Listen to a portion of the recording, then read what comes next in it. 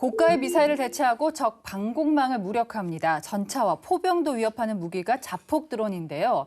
실전에서 그 위력을 입증하며 핵심 전력으로 자리 잡고 있습니다. 그런데 최근에 북한이 러시아와 손을 잡고 이 자폭 드론을 공동 개발한다 이런 보도가 전해졌죠. 오늘 디펜스 프라임에서는 이 자폭 드론 짚어보도록 하겠습니다. 조 교수님, 자폭 드론 워낙 드론은 전문가시잖아요. 기존 무기들과 비교했을 때 어떤 점이 위력적일까요? 이게 자폭 드론이라고 하게 되면 로이터링 뮤니션에서 배회 폭탄이라고 얘기도 하고요. 카미카제 드론이라고도 합니다. 그래서 이게 군사적 운용은 이제 수준별로 되는데 형태가 되게 특이해요. 전술적 수준 같은 경우 FPV 드론. 이제 펄슨 뷰에서 1인칭 시점에서 이제 결국에는 회전이 어떤 그 드론의 형태가 되고요. 그다음에 작전적 수준에서는 이제 기존의 어떤 비행체와 비슷한 고정익 비행체와 아주 유사한 형태를 갖고 있고, 전략적 수준은 미사일과 비슷하게 생겨 있어요. 그래서 이게 왜 와서 각광을 받느냐? 우선은 원웨이 방식이에요. 한 번 가면 돌아오지 않아요. 그렇기 때문에 싸겠죠. 싸고 그다음에 싼 만큼 기술적 요구 조건도 되게 낮아요. 그리고 또 이제 그 생산 단가가 낮기 때문에 대량 생산이 가능하잖아요. 예. 그렇기 때문에 기존에 있는 무기 체계와 결합했을 때 새로운 전술을 창출할 수 있어요. 그래서 얘를 박격포하고 같이 묶는다. 아니면 기존의 탄도미사일을 묶는다 하게 되면 기존에는 그냥 박격포와 탄도미사일의 어떤 그냥 단일화된 어떤 무기체계 운영이 있었다면 이 드론과 같이 운영하면서 기만도 될 수가 있고 재타격도 될 수 있고 하기 때문에 다양한 어떤 전투수행 방법으로 발전할 수 있기 때문에 지금 저비용 고효율 무기체계로서 각광을 받고 있는 겁니다. 지금 세계적으로 자폭 드론 전력 강화하는 분위기죠? 분위기죠. 왜냐하면 우크라이나 러시아 전쟁하고 이스라엘 하마스 분쟁에서 이미 워 프루븐 또는 배틀 프루븐에서 입증이 된 거잖아요. 그래서 미국의 바드 대학교에서 이제 드론 센터가 있어요, 거기에요. 그래서 연구 결과를 보게 되면 2017년에는 이제 그 8개국에서 35종을 이제 확보하고 있었는데 2023년, 그러니까 우크라이나 전쟁이 지난 1년 후에는 32국에서 210종으로 지금 급증하고 있는 거예요. 자폭 드론이요. 이제 이 이유는 뭐냐면 결국에는 전쟁이라고 전투에서 입증이 됐기 때문에 군사 강국뿐만 아니라 약자들도 다 지금 갖고 있는 거고요. 최근에 이제 북한도 러시아와의 군사 협력을 통해서 아까 말씀드린 것처럼 전술적 수준, 작전적 수준, 전략 수준에서 이제 이런 어떤 자폭 드론들을 확보하고 있는 것으로 저희가 지금 뭐랄까 첩보라든가 정보들이 들어오고 있는 실정입니다. 바로 그것 때문에 저희가 오늘 자폭 드론 새삼 또 짚어보는 건데, 러시아와 북한이 공동 개발해서 양산에 들어갔다는 보도가 나왔어요. 이거 좀 살펴볼까요? 먼저 외신을 먼저 살펴보겠습니다. 일본 NHK에서 북한과 러시아 관계에 정통한 복수의 소식통을 인용해서 보도한 내용인데, 북한이 러시아의 기술 협력을 받아서 여러 종류의 무인 자폭기를 공동으로 개발 및 생산하기로 합의했고 올해부터 양산이 시작될 것이라고 보도했습니다. 북한은 2024년 8월에 러시아제 렌싯 그리고 이스라엘제 하룩과 비슷한 자폭 무인기들을 공개를 했는데, 이번에 러시아와 협력을 해서 생산하기로 한 것들이 어떤 것인지는 밝혀지지 않았습니다. 다만 지금 러시아도 서방에서 밀수한 부품들로 샤헤드 136의 현지판인 게란2를 생산하고 있기 때문에 기술 협력은 가능을 해도 부품 공급까지는 조금 어렵지 않을까. 네, 지금 그렇게 보고 있습니다. 그러면 지금 북한이 뭐 러시아 혹시 지원받아서 드론을 했다고 해도 위협적인 건 아닐까요? 수준이 어느 정도일까요? 저는 되게 위협적으로 보고 있고요. 전쟁이 우선은 장기화 됐잖아요. 그러니까 이제 그 러시아 중앙은행에서 2023년 4월경에 이제 보고서를 하나 이제 발표를 하는데 제조업 분야에서 고용 인구가 28% 감소를 했어요. 그 이유는 뭐냐면 우크라이나 러시아 전쟁을 통해 가지고 많은 젊은 사람들이 생산 가능 인구가 많이 이제 전사를 했다는 것이죠. 전쟁을 하기 위해서 무기체계 필요하잖아요. 군수 공장을 돌려야 되는데 그 인원들이 부족한 거예요. 그래서 이제 어떻게 하냐면은 2023년 여름부터는 그 주변에 있는 소수민족 자치공화국에서 중고등학생을 뽑아가지고 무기체계를 만드는 거예요. 이런 형태로 해서 지금 가고 있고, 거기도 안 되니까 이제 결국에는 북한을 통해 갖고 위탁 생산을 하는 거예요. 근데 북한도 같은 거리주 국가이기 때문에 북한에서 24시간 돌린들, 뭐 착취를 한들 누가 뭐라 가겠습니까? 결국 외화벌이가 되기 때문에 그런 형태로 해가지고 이제 결국에는 북한에서는 인건비가 싸고 밤낮을 돌려도 상관없고 대량 생산이 가능하기 때문에 결국에는 자치구에서 이제 북한으로 넘어온 것이고, 여기서 이제 문제가 된 게 뭐냐면 여기서 만든 것들이 러시아로만 갈까요? 아니죠. 북한 자체도 무장을 할 거 아니에요. 그러면 전술적 수준과 작전의 수준과 전략 수준에서 결국에는 언젠가는 우리나라로 오죠. 그 네. 방향을 틀 수 있다는 거예요. 그렇기 때문에 생산을 하게 되면 기술력이 고스란히 넘어오는 거기 때문에 우리가 이걸 절대로 좌시하면 안 되는 것이죠. 예전에 왜 그 무인기가 우리 서울 들어와가지고 그럼요, 쫙 네. 훑고 갔는데 몰랐다는 거잖아요. 그게 네네. 만약 자폭 드론이었다면 굉장히 무서운 상황이 되는 네네. 건데 드론은 원래 있었고 이제 자폭 드론은 언제 처음 개발된 거예요? 드론은 벌써 개발된 지가 거의 100년이 넘었잖아요. 네. 근데 자폭 드론, 한마디로 목표를 찾아가는 자폭 드론은 1980년대 말에 처음 등장했습니다. 그러니까 세계 최초로 실전 배치된 자폭 드론은 IAI사가 개발한 하피라는 건데 저게 방공 레이더가 방출하는 전파를 찾아서 충돌합니다. 그런데 재미있는 건 이 하피의 아이디어는 이스라엘에서 처음 나온 게 아닙니다. 1980년대 가장 이제 국제적으로 고립된 국가 중에 하나가 인종차별주의 정책을 펼쳤던 남아공이잖아요. 남아공도 자기 어떤 자력갱생을 많이 했거든요. 그때 그 회사 중에 하나가 켄트론이라는 회사인데 ARD-10이라는 자폭 드론을 만들었어요. 근데 이걸 실전 배치하기 전에 원래 쓰려던 전쟁이 끝나면서 이 기술이 이스라엘에 판매됩니다. 예. 그래서 이 기술이 좀 더 발전돼서 하피로 발전된 겁니다. 그러니까 비슷한 시기에 미국도 AGF-136, 태시 레인보우라는 비슷한 체계를 만들었지만 실전 배치는 이르지 못했습니다. 그러면은요 전장에 등장한 건 언제부터입니까? 이게 뭐 조금씩 등장한 거는 뭐 이제 오래됐죠. 오래 했는데 본격적으로 등장한 것을 우리가 살펴볼 필요가 있어요. 그래서 2020년도에 이제 그 아르메니아하고 아제르바이잔 전쟁이 있었는데 이거를 다른 말로 보게 되면은 우리가 나고르노 카라바흐 전쟁이라고 해요. 이름이 너무 어려워요. 네, 되게 어려워요. 네. 그래서 이제 아제르바이잔 군이 드론 기동전을 이제 펼쳤어요. 그러면서 전 세계에 제가 좀 별로 좋아하지 않는 게임 체인저가 나타났다라고 시작을 한 거예요. 결국에는 지상군의 어떤 이동 없이 드론만으로 전쟁을 끝내버리네? 라는 것을 아제르바이잔 군이 이제 드론 기동전으로 이제 실질적으로 구현을 한 거예요. 그때 이제 보게 되면 어떻게 하냐면 북한도 갖고 있지만 AN2라는 게 있어요. 그 고정익기인데 이걸 무인화시켜요.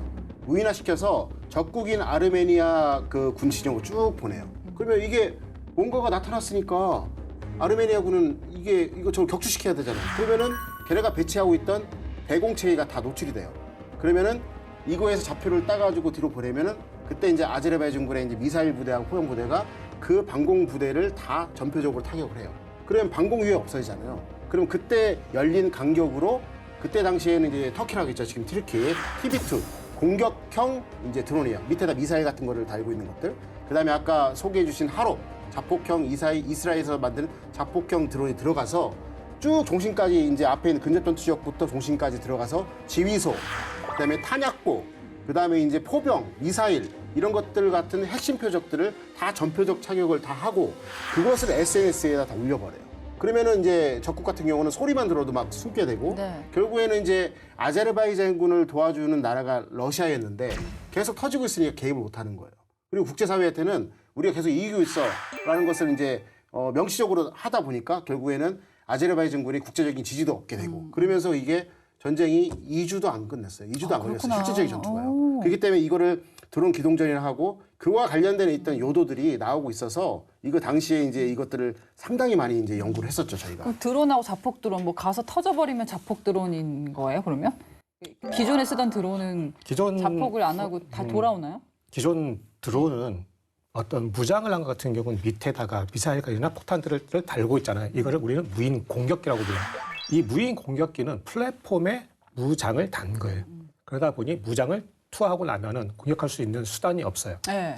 그러니까 이 한마디로 무인 공격기의 대표적인 게 MQ-9 리퍼 그리고 아까 말씀드렸던 조금 말씀드렸던 여기 튀르키의 TB2 이런 것들이 있는데 자폭 드론은 한마디로 일회성인 거죠.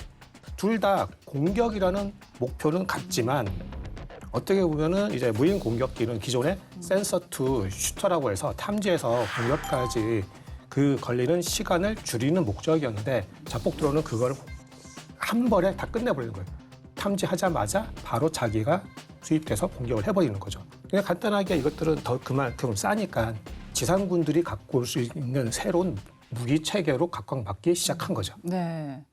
그러면 이제 우크라이나전 때 자폭 드론이 아주 맹활약을 하지 그렇죠. 않았습니까? 네네. 초창기에. 근데 네. 그 당시에는 미국이 지원했던 자폭 드론이 네네. 아주 활약을 했잖아요. 세 가지가 있어요. 세 가지. 네. 지금까지 활약하고 있는 건데 첫 번째가 이제 피닉스 고스트, 두 번째가 스위치 블레이드, 세 번째 알티우스라는 건데 이 세 가지를 꼭 이제 여러분들이 염두에 둘 게 뭐냐면 이게 피닉스 고스트 같은 경우는 다른 거는 막 전쟁을 하게 되면 영상이 나오잖아요. 한 번도 나온 적이 없어요. 왜냐면 아직까지 미국의 전략 문제예요. 이거는 한 대가 운영하는 게 아니고요. 여러 대가 AI에 의해서 군지평으로 운영해요. 아, 그래요? 이거는 지금 우리가 상상을 초월하는 어떤 정밀 타격력과 그다음에 그 사이즈를 갖고 있기 때문에 작전을 갖고 있기 때문에 아직 나타나지가 않았어요.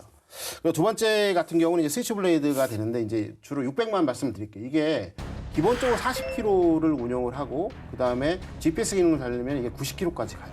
전차라든가 이제 비롯한 이제 러시아군의 기동 플랫폼을 제거하는데 상당히 정밀 타격력이 높게 보여주고 있고 실질적으로 관계자하고 얘기해 보니까 작전 성공률이 85% 이상으로 지금 나오고 있어요. 85%라는 것은 이거 상상을 할 수 없는 수치입니다.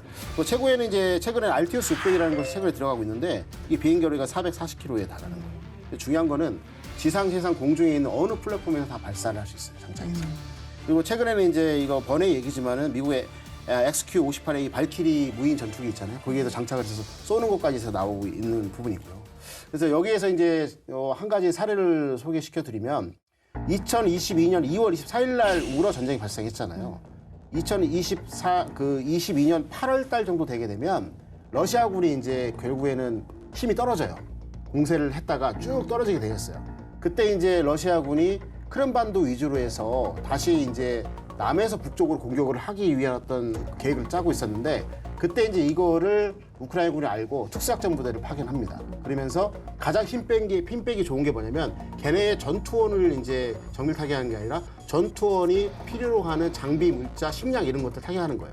그래서 광범위하게 크림반도에 이제 뭐랄까 전개되어 있는 러시아군의 병참 시설을 딱 들어가서 전표적 사격을 하거든요. 그때 이때 중요한 게 저쪽 끝이 이제 최은호 대표님 뒤쪽이 이제 러시아군 크림반도 지역이에요. 저는 여기 아군 지역이에요. 여기 이제 저쪽 적경 지역에 최 대표님 있으면 이 아군 지역에서 이제 GPS 사용했을 때 90km가 하니까 여기서 발사를 해요.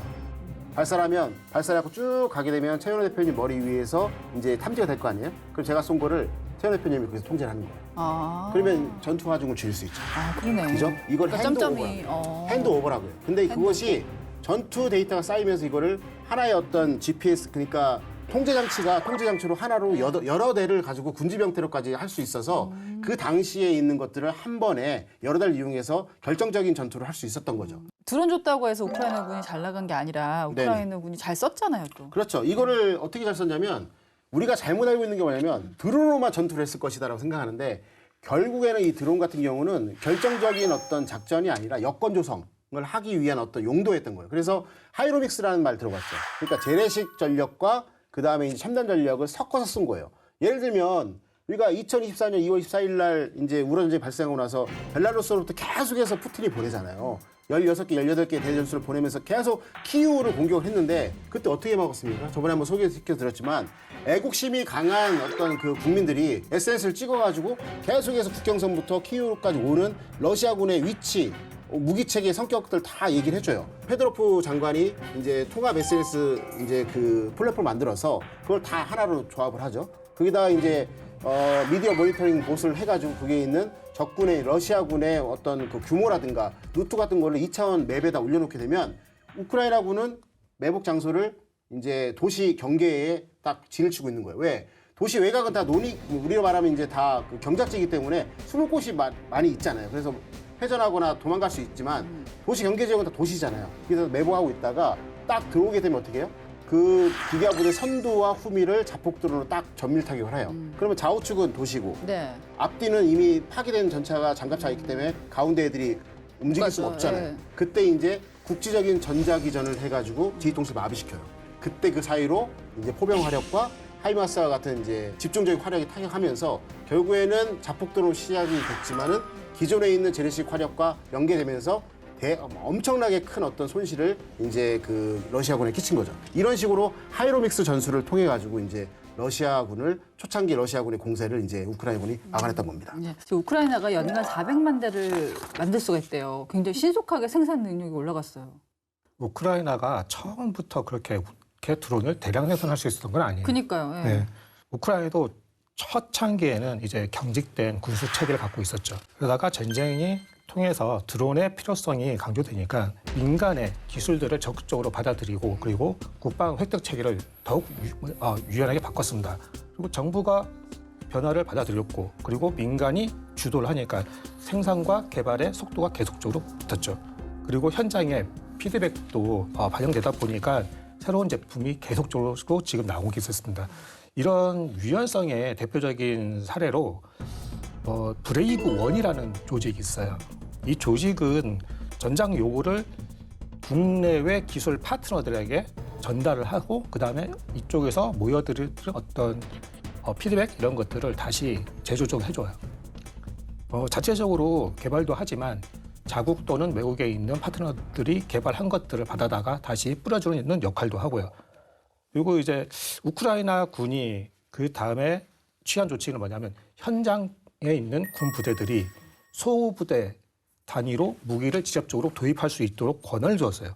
그러니까 현장에서 스타트업들하고 바로바로 소통하면서 빠르게 3D 프린터로 드론 몸통을 만들고 현장에서 입수된 전자전 데이터를 가지고 주파수를 다시 바꾸고 이런 식의 신속하고 빠른 대처를 해왔기 때문에 지금의 400만 대 생산 체계가 된 겁니다. 자, 우크라이나 드론 전력엔 민병대의 활약이 있습니다. 자체적으로 드론을 제작하기도 했는데요. 딥하고에서 만나보시죠.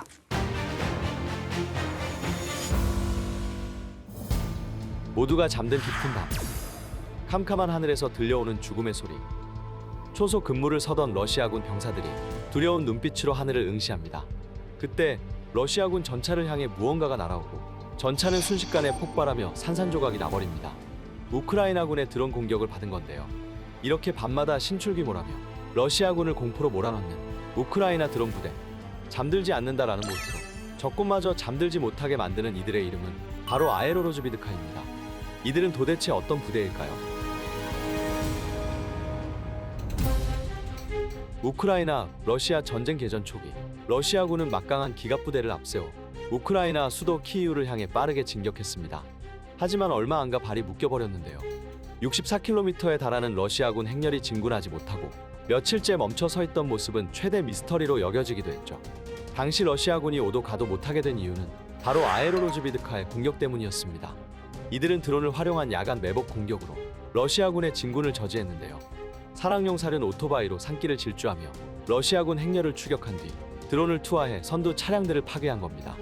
그 결과 러시아군은 옴짝달싹 못하게 됐고 연료와 식량 부족으로 어려움을 겪게 됐습니다.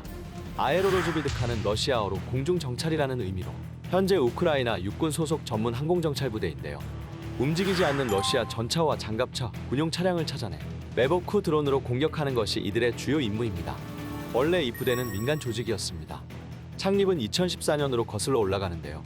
러시아가 우크라이나 크림반도를 강제 합병한 뒤 동부 돈바스에서 정부군과 친러시아 반군 사이 내전이 이어졌는데요. 조국을 지키고자 했던 시민들 중 특히 기술에 관심이 많았던 사람들이 정부군을 돕기 시작하면서 아에로로즈비드카가 결성되었습니다. 이들은 공중정찰을 위해 드론을 설계하고 드론을 원격 조종해 직접 만든 폭탄을 적군에 투하하는 등 때로는 죽음을 각오한 위험한 작전까지 감행했습니다. 부대의 창립자였던 볼로디미르 코체트코프 수카흐. 그는 2015년 돈바스에서 적진에 추락한 드론을 회수하다 전사했습니다. 그의 죽음에도 조직은 건재했습니다. 2019년 잠시 해체했지만 러시아의 침공 위협이 커지던 2021년 10월 부대는 다시 결성됐습니다. 그렇다면 아에로로즈비드카의 부대원들은 어떤 사람들일까요? 연령대는 10대부터 노년층까지 다양하고 IT 전문가, 엔지니어, 과학자, 교수, 사업가, 학생 등 각기 다른 직업을 가진 사람들이 모였죠. 2022년 2월 러시아의 침공 이후엔 군인들도 합류하면서 정교한 전투 능력을 갖추게 되었습니다. 초기엔 키이우 중심으로 활동했지만 지금은 전국적으로 확산되어 정찰, 전투, 사이버 보안, 3개의 부서로 운영되고 있죠. 아에로로즈비드카의 비밀 병기 바로 수제 드론입니다. 초기에는 시중에서 판매되는 정찰 드론을 사용했지만 지금은 정찰 드론, 공격 드론, 그리고 소프트웨어까지도 자체 개발하고 있습니다. 그중 RC-8은 러시아군에 막대한 피해를 입힌 드론으로 손꼽히는데요. 8개의 프로펠러를 갖춘 옥토콥터형 드론으로 5kg의 폭탄을 실을 수 있고 사거리는 4km, 최대 40분간 비행할 수 있죠. 특히 열화상 카메라가 탑재되어 있어 어둠 속에서도 목표물을 정확히 포착해낼 수 있는데요. 이 때문에 아에로로즈비드카가 주로 활동하는 시간은 한밤중입니다. 러시아군의 전차가 운행을 멈추고 휴식을 취하고 있는 순간을 노려 매복 공격을 감행합니다. 어둠 속에서 보이지 않는 유령처럼 움직이며 치명적인 공격을 가하는 것, 이것이 바로 아에로로즈비드카의 전술입니다. 아에로로즈비드카는 드론뿐만 아니라 소프트웨어도 개발합니다. 델타 시스템은 드론, 감시 카메라, 위성 등으로부터 정보를 수집해 러시아군의 군사활동 지도를 작성하는데요. 델타의 데이터는 스타링크 위성 시스템을 통해 우크라이나 전군에 공유되며 러시아군을 정밀 타격하는 데 활용되고 있습니다. 러시아군에게 아에로로즈비드카는 그야말로 공포의 존재. 드론 소리가 들리는 순간 장비를 버리고 혼비백산 달아날 정도인데요. 하지만 러시아군이 아무리 이들을 막으려 해도 아에로로즈비드카는 끊임없이 기술을 발전시키며 물러서지 않고 있습니다. 우크라이나의 승리를 위해 싸우는 야간 작전의 강자 아에로로즈비드카. 빛이 사라진 전장에서 그들의 드론은 눈이 되고 창이 되어 어둠을 뚫고 날아오릅니다. 그리고 보이지 않는 곳에서 적이 가장 취약한 순간을 포착하고 치명적인 타격을 가합니다. 우크라이나 전장의 어둠이 길어지고 깊어질수록 아에로로즈비드카의 힘은 더욱 강해지지 않을까요? 지금까지 딥하고였습니다.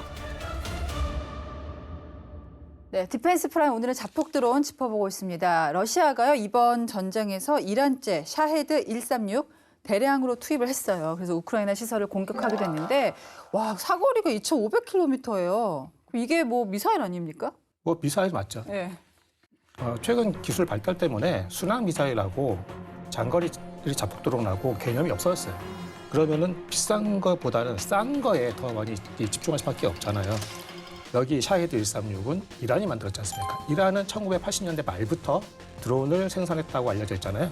그러니까 그 드론을 어떻게 생산할 것이냐를 계속적으로 발전시키다 보니 순항 미사일을 안 만든 건 아니에요. 이란도 러시아제를 도입해다가 누르 같은 것들을 만들었지만 자신들이 강점이 있던 드론에다가 순항 미사일의 일부 특징을 합쳐서 장거리 자폭 드론을 만든 것이 샤헤드 136입니다.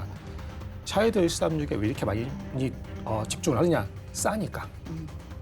그리고 이란 같은 경우는 이제 주변에 적들이 많잖아요. 점점점 장거리 자폭 드론에 집중을 할 수밖에 없는 여지가 됐어요.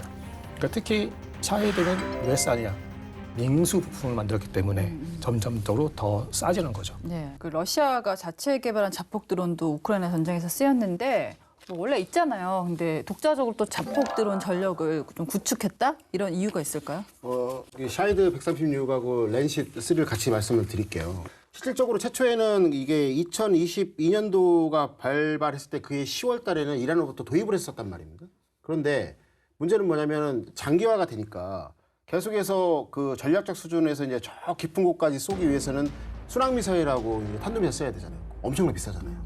근데 이제 들어가다 보니까 다 방공망에 다 걸리게 되는 거예요. 이 방공망을 이제 기만하거나 없애기 위해서는 이런 어떤 샤헤드 136이 더 많이 필요하다 해가지고 결국에는 이거를 2023년 8월 18일 날 타타르스탄의 그 알라부 지역에다가 축구장 14배 정도 크기가 되는 그 샤헤드 136 생산 공장을 만들었어요. 그게 원래는 2020년도에 이란으로부터 러시아로 넘어갔던 샤헤드 136의 가격은 한 2,500만 원 정도 예측을 했거든요. 근데 축구장 14개 정도 규모의 어떤 그 컴플렉스를 만들고 나니까 가격이 반으로 떨어진 거예요. 결국은 뭐냐면 전쟁을 오래 해야 되고 미사일과 섞어 쏘기를 해야 되는 전술적 운영에서 이게 필요한데 단가를 낮출 수 있었기 때문에 이 샤헤드 이제 136을 자체 생산하는 방향으로 가고 있고요. 한때 이제 우크라이나가 엄청나게 큰 뭐랄까 곤욕을 걷습니다. 결국에는 2023년 6월 10일 날 우리도 말하면 공군이 보면 중부사령부, 남부사령부 이렇게 다 있잖아요. 핵심적인 전력이 그 당시에 이제 우크라이나의 중부사령부에 있었는데 그 지역이 이제 미그로도라는 지역이에요. 이스칸데르라는 얘기 들어보셨죠? 이스칸데르 미사일. 그게 M하고 그다음에 K 계열이 있어요. 이스칸데르 M은 이게 전술 탄도 미사일이고요. 네. 이스칸데르 K는 이게 순항 미사일이에요. 그래서 이거를 8발을 먼저 러시아군이 이 미그로도 공항을 없애기 위해서 노출되어 있는 이제 방공 체계를 우크라이나 러시아 방공 체계를 다 전표적으로 딱 때리고요. 그 다음에 이제 35대 정도의 샤헤드 136을 재파시고 보내요. 5대에서 7대가 한 무리, 두 무리, 세 무리, 네 무리 가면서 결국에는 들어가가지고 공항에 있는 활주로를 다 없애버리고요. 탄약고, 유료구를 다 계속해서 재파시 공격을 해버려요. 그래서 이 중부 우크라이나군의 공군의 중부사령부가 한동안 마비가 돼서 결국에는 결정적인 어떤 작전을 할 때 우크라이나 공군이 나서지 못하는 결과가 나왔거든요. 란시트 3도 마찬가지입니다. 이게 결국은 아까 말한 것처럼 샤헤드 136 같은 경우는 2,500km까지 가기 때문에 전략적 수준이란 말이에요. 이거는 거의 이제 40에서 5km 정도, 50km 정도 가기 때문에 전술적 수준의 어떤 그런 무기 체계인데 이게 특징이 뭐냐면 만들기가 쉬워요.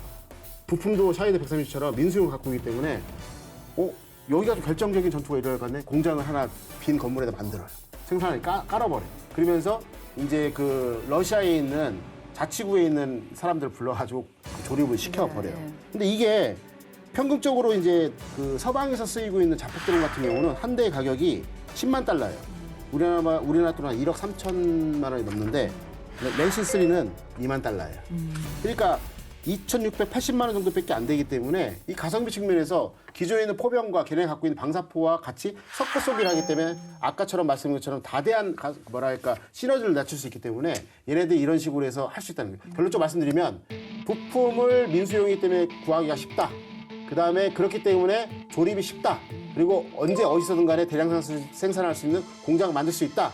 그리고 전쟁이 장기화 되기 때문에 기존의 화력 체계를 시너지를 더해주기 위해서 이런 것들을 계속 할 수밖에 없는 것이 러시아의 현상이다. 이렇게 말씀드릴 수 있습니다. 그러니까 지금 러시아의 랜시 드론이나 우크라이나 FPV 드론 전차를 파괴하는 장면이 사실 우리가 뭐 우크라이나 러시아 전쟁할 때 많이 봤던 것 같아요. 그러니까 자폭 드론이 그러면 대전차 미사일이라는 게 원래 있잖아요. 이걸 대체할 수 있어요. 아주 대체는 힘들어요. 그러니까 특정한 어떤 상황에서는 가능할지 모르겠는데 완전 대체는 어렵고 왜 그러냐면 요즘은 전차에도 제머들을 계속 설치하는 추세예요. 드론은 결과적으로 전파로 조정하는 체계잖아요. 그 전파를 교란을 해버리면 목표를 못 찾고 하는 경우도 있기 때문에 대전차 미사일을 완벽하게 대체하지 못할 겁니다. 자폭들은 사실 뭐 미국의 스위치 블레이드가 처음에 명성을 날린 건데 지금도 미국이 자폭들은 발전시키고 있어요. 엄청나게 발전시키고 있죠. 왜냐면은 미군이 직접 들어가 싸우는 건 아니지만 스위치 블레이드 계열 같은 경우는 지금 이 시간에도 지금 우크라이나군 사용하고 있잖아요. 그렇기 때문에 항상 말씀드리지만 엄청나게 많은 전투 데이터가 쌓일 수 있을 것이고 거기에다가 지금 트럼프 행정부가 강조하는 AI가 덧입혀졌으니까 얼마나 정밀 타격력과 실시간에 얼마나 많은 것들을 한 번에 묶어 쏠 수 있겠습니까? 그래서 계속해서 발전하고 있는 거고요. 그래서 여기에서 또 이제 멈추지 않고 이제 미국에서 이거를 보니까 미국에 있는 그 AV사에서 나오는 에어로바이러먼트에서 나오는 이제 그 스위치 블레이드 경우에는 2029년까지 이미 다 생산량이 다 확정이 된 상태라고 하더라고요. 그렇기 때문에 옆에서 봤을 때는 야 이거 괜찮은 시장인데? 라고 하니까 레이티언이 이제 나타나기 시작한 거죠. 그러면서 나온 게 이제 코요테 나오죠. 이건 뭐냐면 주로 ISR 감시 정찰을 하면서 필요하면은 적국에서 날아오는 그 드론을 갖다가 박아버린 거예요. 충파 드론을 하는 것까지 개발이 되어 있고요.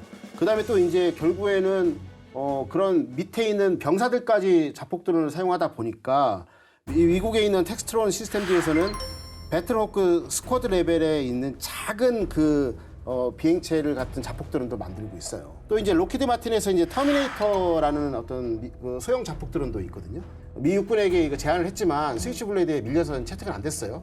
이건 아까 여태까지 말한 거는 기업에서 추진하고 있는 거잖아요. 근데 정부 주도로서 하고 있는 프로그램도 많아요. 이게 뭐냐면은 미 방위 고등 연구 계획국의 다파라고 하죠. 그래서 저번에 한번 말씀드린 그램릿 같은 것들, 그다음에 미 국방부의 전략 능력실에서 하고 있는 퍼딕스, 그다음에 이제 미 해군에서 있는 로커스트 등의 어떤 부분들이 대표적인 건데 이거의 특징은 뭐다?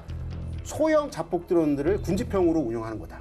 그리고 계속해서 원웨이 방식도 아니고 살아남은 것들 다시 회수해 쓰는 이런 어떤 개념으로 진화하고 있습니다. 지금 저희가 그 방송에서 드론 항모도 한번 다뤘거든요. 드론을 운영할 수 있는 플랫폼 매우 중요하잖아요. 근데 미국이 헬기에서 자폭 드론을 발사할 수 있는 거 이걸 개발했거든요. 이거 어떤 의미일까요? 미국이 지금 시험하고 있는 거는 우리말로는 발사형 효과체, 영어로는 런치드 이펙트, 줄여서 L2라고 하거든요. 이거는 등장 배경을 조금 이제 살펴봐야 되는데 미 육군은 기존에 OH-58 카이오와 워리어라는 정찰 헬기를 운용했어요. 그러다가 퇴역시켰는데 이 대체제로 MQ-1C 그레이 이글이라는 무인기를 도입을 했어요. 근데 MQ-1C는 상당히 덩치도 크고 그리고 활주로가 필요해요. 그러다 보니까 운용에 제약의 요건도 상당히 많아요. 그런데 이거는 숫자는 적죠. 그러면 모든 부대에 그때 정찰을 제공하지는 못하잖아요. 그러다 보니 미군은 기본적으로 기동이잖아요. 뭐 장갑 차를 타든 헬기를 타든. 그래서 그 목적으로 그거를 보완하기 위한 목적으로 헬기에서 운용할 수 있는 정찰 및 타격 체계를 개발하고 있는데 이게 L입니다. 네. 아직 사업자가 정해진 건 아닌데요. 지금 계속적으로 시험을 하고 있는데 그중에 가장 지금 노출이 많이 된 게 안드렐 인더스트리가 개발하고 있는 RTUS 600과 700 시리즈입니다. 둘 다 헬기에서만 운영하는 걸로 알고 있는데 네. 뭐 지상에서도 발사를 해요. 그러니까 처음에는 ALE, 에어 런치드였다가 지금 이제 런치드로 바뀌었는데 이 탄두를 장착한 자폭형을 M형이라고 부르거든요. 그래서 RTUS 700M 이렇게 불러요. RTUS 700M은 사거리가 160km. 그리고 탄두도 중량이 15kg예요. 근데 이에 비해서 엘파이어는 사거리는 11km, 그리고 탄두 중량은 9kg 정도밖에 안 되죠. 훨씬 더 멀리 나가고 강력하게 타격을 할 수 있습니다. 하지만 이것이 과연 헬파이어까지 대체를 할 것이냐? 그건 아닌 것 같아요. 지금 돌아오는 거 보면. 네. 지금 미국이 뭐 개발한 전투 드론들, 뭐 항모 역할을 하는 것들 뭐 얘기를 해봤는데 전술도 변화가 있을 것 같아요. 우러 전쟁 때 배운 것도 있고 이게 그렇죠. 굉장히 중요하다는 걸 알았기 때문에 어떻습니까? 그러니까 뭐 군사혁신 이론에 의하면은 무기 체계가 바뀌게 되면은 이것을 운영하는 방법이 바뀌거든요. 또 이제 그것을 운영한 사람이 최적화되는 그런 수순으로 바뀌기 때문에 당연한 거고요. 이건 되게 중요한 부분인 것 같아요. 그래서 미 육군이 이 자폭들은 어떻게 운영할까 고민을 많이 하고 있고 결국에는 이제 지상군 보병부대급의 이제 그 대대급까지 이제 그거를 자폭 드론을 운영하는 걸로 결정을 하고 지금 박차를 가하고 있는데 지난 이제 작년에 24년도 7월일 거예요. 그래서 적어도 추적 타격 무인기 뭐 대문자로는 라쏘라고 하는데 Low Altitude Stalking and Strike Ordnance 프로그램이 대표적인 거예요. 그래서 이 프로그램을 언제 했냐면 이게 이제 올해 초에 그 독일에서 있는 지역의 나토 유럽 16개국의 4,000명이 참가하는 훈련에서 컴바인드 리졸브라는 훈련을 진행을 했어요. 그러면서 아까 말씀드린 것처럼 우리 새로운 어떤 전술이 나왔어 해가지고 이게 트랜스포밍 인 컨택트라는 어떤 훈련 이름으로 이제 훈련을 실시를 했는데 여기서 가장 큰 게 이제 두 가지를 이제 합니다. 두 가지를 우러 전쟁에 나와 있는 교훈을 철저하게 반영을 해서 두 가지 중점을 두고 하는데 첫 번째가 뭐냐면은 이게 유무인 복합 타격이에요. 네. 안드릴에서 나와 있는 고스트 X라는 이제 헬기형의 정찰기를 쭉 띄워요. 띄우고 나면 이제 결국에는 좌표들이 다 뜰 거 아닙니까? 그렇게 되면은 이거를 군집형으로 어떻게 이걸 한꺼번에 타격할 것인가라는 것을 이제 집중적으로 실험을 했고 아까 말씀드린 것처럼 스위치 블레이드 계열이 여기서 혁혁한 전과를 세웁니다. 아까 말씀드린 것처럼 핸드오버 기능도 있고 AI가 들어가가지고 이것들 한 대가 아니라 여러 대를 조합해 쓸 수 있기 때문에 이것을 보자마자 때릴 수 있는 센서 투 슈터를 여기서 한번 구현을 한번 해봤고요. 두 번째는 뭐냐면 결국에는 이런 어떤 자폭 드론을 운영하기 위해서는 내가 먼저 살아야 되잖아요. 그걸 생존성이라는데 어떻게 생존성을 강화할 것인가를 고민하다가 고기동성으로 이걸 해보자라고 하면서 첫 번째는 뭐냐면 이제 가짜 지휘소를 만들어요. 가짜 지휘를 만들면서 적의 관측과 사격을 교란하는 거죠. 그러면은 이쪽으로 이제 그 관심이 가게 되면 나는 신속하게 갈 수 있잖아요. 두 번째는 뭐냐면 전자기 교란 장비를 활성화한 겁니다. 그러니까 드론을 운용하기 위해서는 대드론 장비도 소부대급이 있어야 된다는 것을 얘기를 하는 거고요. 그 다음에 하나는 뭐냐면 전술 차량을 고기동화 시켜서 결국에는 적이 탐지하거나 타격할 수 있는 시간의 템포보다 더 빠르게 움직이겠다는 거예요. 그렇게 해보니까 실질적으로 이거 되네. 우크라이나 러시아 전쟁에서 우크라이나군이 실현했던 전술이 되네라는 것을 입증을 하고 지금 이런 것들을 지금 유럽과 이제 다른 어떤 미국의 동맹국과 군사협력국들이 유사하게 보고 있는 거죠. 우리나라에서 지금 추진하고 있는 국방혁신 4.0에서도 이런 부분들이 영향을 미쳐가지고 약간의 변화가 있습니다. 리플리케이터라는 프로그램 이거 짚어봐야 될 텐데 중국에 대응하기 위해서 드론을 이제 대규모 배치하는 거잖아요. 이게 인도태평양 지역의 네네. 어떤 전략의 변화를 가져올까요? 엄청나게 큰 변화가 갖고 오죠. 여기서 뭐 어떤 변화냐면 미중의 어떤 전략 경쟁에 무인 체계가 이제 핵심이 되겠다는 거예요. 왜냐하면 중국이 자기네가 이제 무슨 몽 하는데 결국에는 드론과 로봇까지 왔어요. 나 100만 대 만들어가지고 미국과 전략 경쟁 할 거야라고 이제 하면서 야심차게 하고 있고 걔네가 갖고 있는 어떤 그 무기체계 저 드론이나 로봇 같은 거를 이제 군사용으로 이제 사용하는 것을 금지하고 있잖아요. 팔지 않잖아요. 이 때문에 이제 이렇게 하고 있고 그러면 그래 네 100만 대 만들어? 우리도 그래 리플리케이터로 만들어가지고 대항할 거야 하면서 이미 유령함들이 이미 다 깔려 있고 그다음에 육군하고 공군도 마찬가지 여러 가지 전투 실험을 하고 있는 건데 이게 2024년부터 25년까지 회계연도 기준에서 약 10억 달러 이상 책정됐고 지난해 1차 자산으로 스위치 블레드 600이 들어왔어요. 근데 문제는 뭐냐? 아까 말씀드린 것처럼 미국 같은 경우는 대대급 이상의 어떤 첨단 무기 체계를 만들 수 있거나 하는 거는 괜찮아요. 왜? 수량이 별로 이제 없잖아요. 고정밀 고타격이기 때문에 많이 필요가 없어요. 그러나 이런 리플리케이터를 하기 위해서는 적의 100만 대 드론봇에 대응하기 위해서 우리도 많아야 되잖아요. 그럼 대량 생산이 가능해야 되는데 미국조차도 아직까지는 소부장 문제가 되기 때문에 네. 다시 말하면 로봇이라든가 드론의 소부장이 거의 다 중국에서 잠식하고 있고 얘네가 수출 통제를 하고 있고 미국 자체에서는 백도어라든가 아니면 이제 스파이시 문제 때문에 수입을 안 하기 때문에 이거를 더 많이 샀어야 되는데 스위치 블레드 600밖에 전략화를 못하고 있는 상황이 된 거죠. 그렇기 때문에 이런 문제를 봤을 때도 결국에는 미국조차도 이런 소부장 문제 때문에 앞으로 전략 경쟁에 차질을 가질 수 있다. 그리고 이런 부분들을 우리가 K방산의 어떤 하나의 축으로서 봐야 될 필요가 있다. 이렇게 말씀드릴 수 있습니다. 중국이 가만히 안 있잖아요. 벌집 드론. 벌집 드론, 군집 드론에 중국에서 붙인 어떤 조언인데 군집 드론을 이란 그 용어 자체가 이제 한마디로 드론을 여러 대를 운영하는 거잖아요.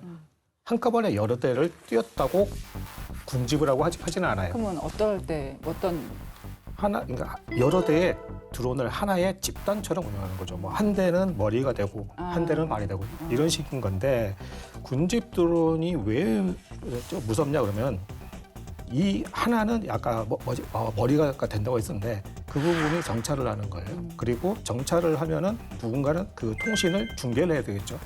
그러면 이제 통신을 중계해서 이제 최종적으로 결정을 한다. 그러면 타격 명령을 내리잖아요. 그러면 폭파물을 가진 소형 드론들이 공격을 하겠죠. 그럼 하나의 집단처럼 생각하는 거예요. 한마디로 생물인 거죠. 그리고 또 중요한 건 뭐냐. 여러 대가 있다 보면은 이게 충돌할 수가 있잖아요. 그럼 충돌을 방지하기 위해서 이 드론들끼리 통신을 해야 돼요. 그러면 중국이 이거를 아마도 벌집 드론을 가졌다는 의미는 미국 못지않은 인공지능 그리고 자동화 기술을 가졌다는 의미가 됩니다. 그럼 이거는 우리한테도 바로 직접적인 위협이 되는 거죠. 우리 자폭 드론 없지 않아요? 수량은 이제 8,000대 정도를 이제 보유하고 있고, 그다음에 뭐 구체적으로 말씀드리지 않겠지만은 이제 뭐 참수작전 부대가 뭐 언론 나왔으니까요. 루템 MLL이죠. 이제 이스라엘산 갖고 있고, 공군에서 이제 일부가 아르메니아하고 아제르바이잔 전쟁에서 나왔던 하롭이 갖고 있는 게 8,000대 정도가 됩니다. 이게 로템 L 같은 경우는 무게가 5.8kg예요. 작전 거리는 10km 정도 되지만 이게 이제 수류탄 2개 위력으로 1.2kg 정도의 탄두를 탑재하면 30분 정도 가는데 네. 이게 너무 무겁다는 어떤 부분들이 좀 있어요. 실제 현장 요원에서는. 그래서 결국에는 이제 우리의 그 한반도의 지형에 맞게 지금 뭐랄까 우리의 운영 여건에 맞게 우리 것을 만들어야 될 필요가 있는 거죠. 그래서 아까 말씀드린 것처럼 세계 각국에서 자폭드론 종류가 개발된 게 한 210개 정도가 되는데 우리나라는 아직까지는 없다는 겁니다. 그래서 이거를 봤을 때는 지금 현재 아까 미국의 사례 말씀드렸지만은 소부대까지 지금 자폭드론을 지금 이제 편제화시키고 있는 경향이 있는데 아직까지 이제 특정 부대에만 있는 것을 봤을 때는 우리가 가야 될 길이 멀고 아까 제가 왜 아까 말씀드렸죠. 위탁 생산을 하게 되면은 최 대표님께서는 좀 문제가 있을 것이다. 소부장 문제가 있을 건데 북한이 이제 러시아한테 제공하는데 문제는 뭐냐면 잘 생각해 보세요. 북한이 어디 있죠? 바로 붙어 있는 게 러시아도 붙어 있지만 바로 중국도 붙어 있어요. 전 세계의 소부장을 지배하고 있는 나라가 드론과 로봇의 소부장을 지배하고 있는 나라가 중국입니다. 그래서 같은 가치사슬을 갖고 있는 권위주국가 가치사슬을 갖고 있는 러시아와 중국과 북한이 하나 연대가 된다면 아까 말한 기술력은 러시아로부터 들어오고 그죠? 그다음에 소부장 같은 경우 중국부터 들어오게 된다면 각각의 윈윈할 수 있는 전략으로서 이거를 권위주의 국가의 가치사슬을 강화할 수 있기 때문에 우리가 가장 큰 문제고 권위주의 국가이기 때문에 우리가 현실이 이렇지만 권위주의 국가의 북한은 우리가 더 빠르게 이걸 전력할 수 있다는 것이죠. 예. 예. 어쨌든 우리도 이제 뭐 드론 작전 사령부 창설했고 드론 전력 강화하겠다고 해요. 어떤 부분을 해결하면 좋을까요? 드론뿐만이 아니라 자폭 드론도 다양한 부대에서 거기에 맞게끔 사용을 해야 되는데 아직 우리는 지금 직접적으로 갖고 있는 국산 드론이 없잖아요. 그러니까 일단 자폭 드론이 없는데 이걸 먼저 해결하기 위해서는 군에서 ROC가 먼저 빨리빨리 나와야 돼요. 그리고 그 다음은 그 ROC에 맞게끔 제작할 수 있는 여건이 있어야 되는데 아까 조상훈 박사님께서 누누이 말씀하셨던 우리나라 소부장의 취약점이 여기서 조금 문제가 됩니다. 이런 부분들을 빨리빨리 해결해야 될 것으로 생각됩니다. 네, 조 교수님. 그 우크라이나를 보게 되면 2022년 3년에 걸쳐서 이제 국제사회로부터 군사 지원이 지지부진할 때 이제 이 자폭 드론을 이용해 갖고 그걸 대체하려고 했었는데 큰 어려움을 겪었어요. 왜냐면은 이제 본격적인 지원이 없기 때문에 그런 소부장을 구할 수가 없잖아요. 그래서 어떻게 했냐면은 이제 인접국계 발틱 3국이라든가 폴란드라든가 불가리아 이런 쪽에서 가전제품을 갖고 와서 거기 안에 있는 모터 떼고 배터리 떼고 하면서 그걸 했단 말입니다. 근데 우리나라는 삼면이 바다. 전시에 또 그 바다가 어떻게 될지 모르기 때문에 그걸 협력국이라든가 동맹국으로부터 바로 직수입할 수 있는 여건이 될 수 있다라고 보장할 수가 없어요. 그렇기 때문에 우리도 이걸 하기 위해서는 적어도 초전에 견딜 수 있는 40%의 어떤 소부장을 우리가 생산할 수 있는 체계를 가져야 되고 전선이 안정되게 되면 장기화하게 되면 그때야 비로소 동맹국과 군사 협력국으로부터 소부장을 수입해서 쓸 수 있는 것이 되는 겁니다. 이런 어떤 그 교훈을 얻어서 지금 우크라이나 같은 경우는 지하에 이미 소부장 공장을 만들었고 연간 100만 대의 자폭 드론을 만들 수 있는 설비를 만들어놨다고 합니다. 그래서 우리도 저희가 보기에는 어차피 이런 어떤 그 소부대급에 쓰는 자폭 드론 같은 경우는 민수 겸용이잖아요. 민군 겸용이잖아요. 그렇기 때문에 이거를 빨리 우리가 이제 생태계를 만들어야 될 필요가 있고 이걸 하기 위해서는 영세한 중소기업이 나서는 것도 중요하지만 중견이나 대기업 위주들도 나와서 이제 만들어야 될 필요가 있고 국가가 적극적으로 이거를 갖다가 지원해야 될 필요가 있고 더 중요한 건 뭐냐면 이거를 실시간때 만들 수 있는 게 아니기 때문에 이게 동원물자로 지정을 해야 되고 이거를 비축을 해놓는 어떤 지혜를 받아야 돼요. 그러면서 그걸 하기 위해서는 전시 생산 체제를 갖춰야 되는데 이걸 뭐라고 하냐면 중점관리 대상 업체라고 합니다. 이걸 업체를 지정을 해가지고 이거를 국가적 차원에서 우리가 미래는 다 인정하시잖아요. 지금은 안 갖고 있지만은 드론과 로봇으로 싸울 수밖에 없다는 걸 다 알고 계시잖아요. 그래서 이런 부분들을 선제적으로 우리가 좀 해야 되지 않을까 네. 그런 생각을 하고 있습니다. 네, 디펜스 프라임 오늘은 자폭 드론 자세히 알아봤습니다. 발전하는 군사기술과 전장의 흐름을 살펴서 우리도 발빠르게 전력을 갖추길 기대합니다. 자, 저희는 매주 금요일 밤 10시 KFN 그리고 유튜브 채널에서 동시에 여러분 찾아가고요. KFN-TV는 KT 지니TV에서 채널 번호가 101번으로 바뀌었습니다. 시청자 여러분 고맙습니다.